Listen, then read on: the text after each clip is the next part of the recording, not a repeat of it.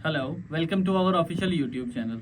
आज हम बात करेंगे यूके के यूनिवर्सिटीज़ की जिनमें जो अंडर ग्रेजुएट प्रोग्राम्स हैं उसमें एडमिशन्स हो रहे हैं या नहीं हो रहे, और उसकी कमिंग जो इनटेक है वो कौन सी है, और कौन सी यूनिवर्सिटीज़ जो हैं वो अंडर ग्रेजुएट प्रोग्राम्स जो हैं वो ऑफ़र कर रहे हैं मई इनटेक के लिए, और कौन सी यूनिवर्सिटीज़ सितंबर के लिए ले रहे हैं। तो उसमें सबसे पहले इस हवाले से आपको ये बताता चलूँ कि सबसे ज़्यादा क्यूरी जो है वो चूँकि इंटरमीडिएट के स्टूडेंट्स की होती है, तो उसमें वो चाह रहे होते हैं कि उनका जो बैचलर्स लेवल पे एडमिशन है वो हो जाए। अब उसमें दो तरह की सिचुएशंस क्रिएट होती हैं। सबसे पहले वो सिचुएशन क्रिएट होती है कि जो स्टूडेंट्स रफ जो है इंटरमीडिएट के साथ आते हैं और नंबर जो है उनके 50% होते हैं और वो एडमिशन लेना चाह रहे होते हैं, तो डेफिनेटली उन स्टूडेंट्स के लिए फाउंडेशन कोर्स के लिए जो है वो ऑप्शंस अवेलेबल होती हैं, और देन फिर आप लीडिंग टू प्रोग्रेशन जो उनका नेक्स्ट जो है ईयर 1 उसमें वो चले जाते हैं। अब इसमें कुछ ऑप्शंस हैं, कुछ यूनिवर्सिटीज ऑप्शन देती हैं कि अगर आपके मिनिमम 60% से ज़्यादा नंबर हैं तो आप डायरेक्ट उनके जो अंडर ग्रेजुएट प्रोग्राम है, बैचलर्स है, बीएस है, बीएससी है, तो उसमें आप डायरेक्ट ईयर 1 में इनरोल हो जाते हैं। तो ये ज़्यादातर जो स्टूडेंट्स हैं उनको यूनिवर्सिटीज़ इनरोल करती हैं जिनका या तो जो है परसेंटेज जो है वो पहले इंटरमीडिएट में मिनिमम 60% से ऊपर हो, और दूसरा उनका जो आइल्स है या कोई लैंग्वेज टेस्ट है उसकी परसेंटेज भी अच्छी होनी चाहिए और एज पर देयर रूल्स होनी चाहिए। तो एक तो ये सिनेरियो क्रिएट हो जाता है, और फिर इसके बाद कुछ स्टूडेंट्स जैसा कि ए लेवल के स्टूडेंट्स आ जाते हैं, तो देन वो तो डायरेक्टली एलिजिबल होते हैं यूनिवर्सिटी के ईयर 1 के लिए, तो उनका तो इशू ही नहीं है। तो यहाँ से मेजॉरिटी स्टूडेंट्स इंटरमीडिएट के बाद ही अब प्लान कर रहे हैं कि यूनिवर्सिटीज़ में हम अंडर ग्रेजुएट प्रोग्राम में चले जाएं और हमें कॉस्ट भी कम से कम पे करनी पड़े। देखिए, जब आप फाउंडेशन कोर्स को लेते हैं तो ये आप समझ लें कि आप अपने एक ईयर की जो है वो फीस एडिशनल ऐड हो रही है। यानी अगर आपके जो बैचलर्स लेवल 3 ईयर्स की प्रोग्राम की फीस 36,000 पाउंड है, 12,000 जो है वो पर ईयर है, तो देन आपको ये 12,000 और ऐड करने पड़ेंगे जो कि फाउंडेशन की मद में आपको पे करने पड़ेंगे।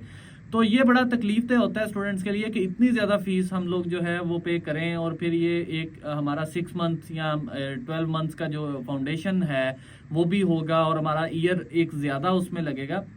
तो ये सारे सर्कमस्टांसेस जो है वो क्रिएट होते हैं, और इसी हवाले से जो है वो स्टूडेंट्स बार बार पूछते हैं कि हमारे लिए कोई ऐसी यूनिवर्सिटी बताएं जिसमें डायरेक्ट हम अप्लाई कर सकें। देखें, आपको मैंने स्टार्ट में ही बता दिया है कि जो स्टूडेंट्स की परसेंटेज 60% प्लस में होगी वो कुछ यूनिवर्सिटीज़ के जो है ईयर 1 में जा सकते हैं, और अगर आपकी परसेंटेज से कम है तो देन कोई ऐसा रास्ता नहीं है कि आप डायरेक्ट उनके प्रोग्राम में एलिजिबल हो सकें। तो एक तो ये चीज़ है।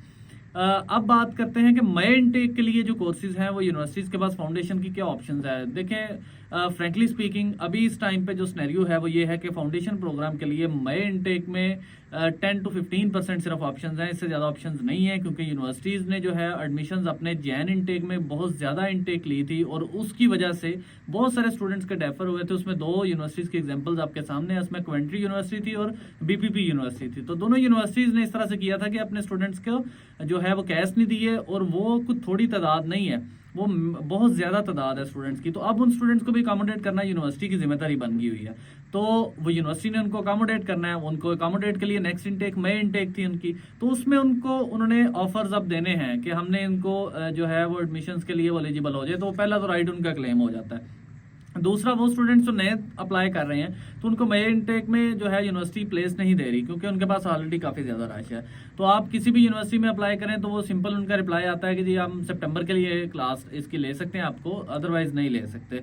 तो उसमें जो बीपीपी यूनिवर्सिटी है उसमें भी अगर आप अप्लाई करना चाहते हैं तो सितंबर इनटेक लें। और इस यूनिवर्सिटी का एक फ़ायदा ये है कि अगर आपका बैकग्राउंड जो है वो relating to accounting and finance है, तो देन आप इसके ईयर 1 में डायरेक्टली इनरोल हो सकते हैं इंटरमीडिएट के जो परसेंटेज है उसके अकॉर्डिंगली। यानी 60% प्लस में होगे तो आप इसके ईयर 1 में जा सकते हैं।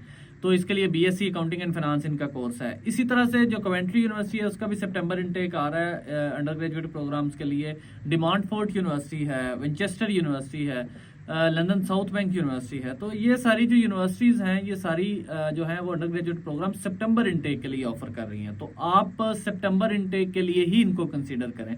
उसमें एक चीज़ ये है कि जब आपका कोर्स स्टार्ट होता है उससे कुछ 3 मंथ बिफोर आप वीज़ा के लिए एलिजिबल होते हैं, आप कैश ले सकते हैं, अप्लाई कर सकते हैं। तो बेसिकली सितंबर का मतलब सितंबर नहीं है, आप उसको जून में जाके जो है आप अपना केस प्रोसीड कर सकते हैं और जून में आप जो है वो जुलाई में मैक्सिमम मूव भी कर सकते हैं यूके के लिए। तो वो बहुत ज़्यादा टाइम नहीं है, अभी फेब चल रहा है, फेब के बाद आपको प्रोसेस करते हुए 2 से 3 महीने इसके लग जाते हैं। तो देन आपका वही टाइम आ जाएगा जो आप मई के लिए जाना चाह रहे थे, आपको 1 मंथ डिले के साथ आप सितंबर इनटेक के लिए वहाँ पे मूव कर सकते हैं। तो अगर आप अंडर ग्रेजुएट के लिए जो है वो देख रहे हैं यूनिवर्सिटीज़ को, तो इन यूनिवर्सिटीज़ में आप अप्लाई कर सकते हैं जिनकी सितंबर इनटेक उन्होंने ओपन कर दी है। वेट ना करें कि लास्ट डेट्स क्या हैं, लास्ट डेट्स तो इनकी मई जून तक चलती रहती हैं, लेकिन प्रॉब्लम ये है कि जिस तरह से पहले बल्क में एप्लीकेशंस आ जाती हैं, इसी दफ़ा फिर एप्लीकेशंस उसी तरह से आएंगी और वो आपको जो है वो फर्स्ट कम फर्स्ट सर्व जो है वो उस पर जो है वो असूल पे वो आपको लेके जाएंगे। जिसकी एप्लीकेशन पहले आई है उसको पहले ऑफर मिलेगा। और ये जो है ऑफर भी अब थोड़ा सा टाइम टेकिंग है चीज़ें, आपको को 1 मंथ ले रहे हैं सारी यूनिवर्सिटीज़, या ऑलमोस्ट कुछ यूनिवर्सिटीज़ के वीक में भी आ रहे हैं, लेकिन ये डिपेंड करता है। उसके बाद आपका हो सकता है कोई 15 से 20 दिन और लग जाए। तो इन चीज़ों का ख्याल रखते हुए अगर आप विलिंग हैं, आपके पास चीज़ें ओके हैं, तो देन आप इवन तो अगर आपके पास लैंग्वेज टेस्ट भी नहीं है तो आप अभी अप्लाई करके कंडीशनल ऑफर ले लें। उसके बाद जो है वो आपका सितंबर के लिए जो है वो टाइम ठीक है, वो आपको बाद में लैंग्वेज टेस्ट अपना क्लियर करें और वो उसको मिसिंग डॉक्यूमेंट्स में जब वो आपसे मांगेंगे तो आप उस वक्त प्रोवाइड कर दें। तो ये थी अंडर ग्रेजुएट प्रोग्राम के लिए यूके की कुछ अपडेट्स कि आप इन यूनिवर्सिटीज़ को एक तो फोकस करें और इन यूनिवर्सिटीज़ में अप्लाई कर लें सितंबर के लिए। मई के लिए कोशिश करें कि ना आप इनको अप्लाई करें, वो बाद में एक नई सरदर्द, फिर डेफरमेंट के लेटर आएंगे, फिर आपके कैश का रुकेंगे।